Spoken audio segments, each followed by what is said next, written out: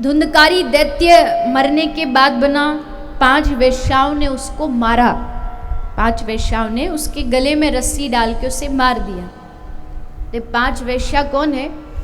कहते हमारी जो पंच इंद्रियां हैं,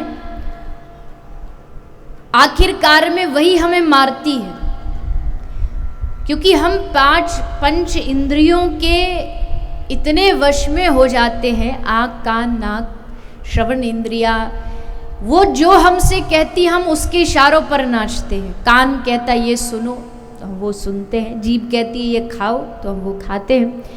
लेकिन यही 5 इंद्रियां जिस दिन हमारी भगवान की ओर मुड़ गई, भगवान की ओर चलने लगी, तो यही 5 इंद्रियां हमारा सबसे बड़ा सहारा बन जाएंगी। जैसे उदाहरण के लिए एक छोटा सा बालक अपने पिता के साथ जा रहा था, तो उसने देखा एक आदमी नगर से सड़क से निकल के जा रहा है, उसके आसपास 5 लोग, 5 पुलिस वाले उसके साथ साथ चल रहे। तो बच्चे ने बड़े जिज्ञासावश पूछा कि पिताजी ये कौन है जो जा रहा है, इसके साथ 5 पुलिस क्यों?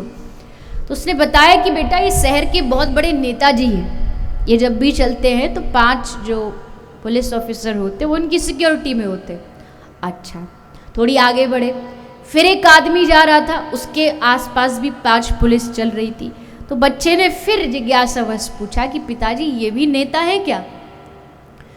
तो पिताजी हंसे, बोले अरे नहीं नहीं बेटा, ये नेता नहीं, ये तो यहाँ का सबसे बड़ा डॉन है, इस पर इनाम था, पुलिस ने इसको पकड़ा है और अभी 5 पुलिस इसको पकड़ के ले जा रही है कहीं भग ना जाए, इसलिए ये 5 पुलिस है। पुलिस दोनों के साथ है, पर दोनों में फर्क क्या है?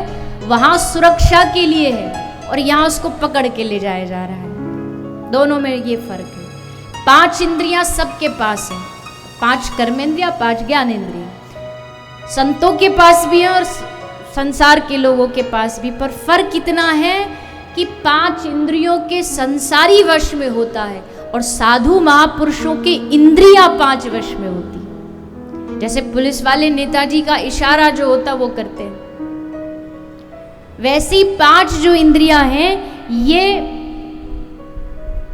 जब कोई इनको वश में तो नहीं, पर जब इनको चलाना कोई सीख जाए, गाड़ी की स्टीयरिंग जब तक चलानी नहीं आएगी तो आप लाखों करोड़ों की गाड़ी भी आपके पास हो तो क्या फायदा, कितनी भी कीमती हो। तो ये शरीर कीमती है, लेकिन जब तक इसकी जो इंद्रियां हैं उनको हमें ढंग से चलाना नहीं आएगा, तब तक ये शरीर को हम ऐसे ही व्यर्थ गवा देंगे। और ये चलाना कौन सिखाता है?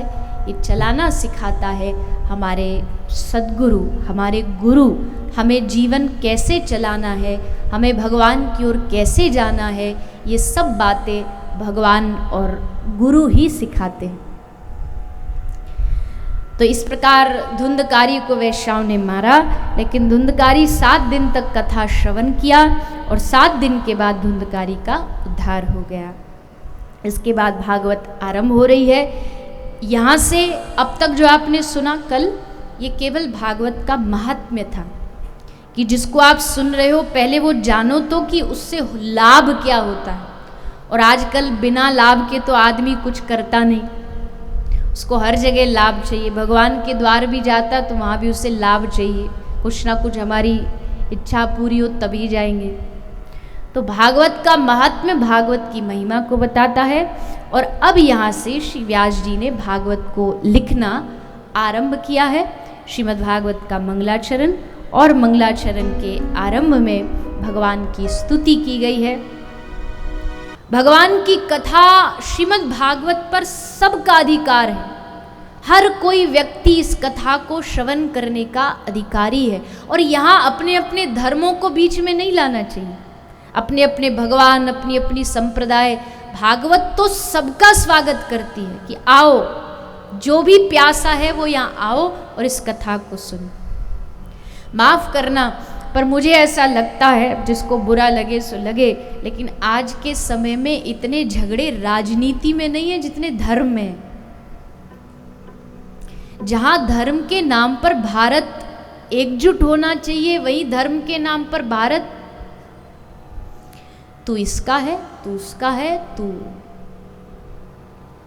हाँ, ये बात भी उतनी सत्य है कि मेरा धर्म और मेरे आराध्य से बड़ा कोई नहीं, वो मेरे प्राण हैं। लेकिन इसका अर्थ ये भी कतई नहीं है कि अगर कोई दूसरा किसी दूसरे देवी देवता भगवान को मानता है तो मैं उसका अपमान करूं कि नहीं तू गलत है। धर्म जोड़ता है, धर्म तोड़ता नहीं है। तोड़ने का काम धर्म का नहीं, धर्म जोड़ने का काम करता है।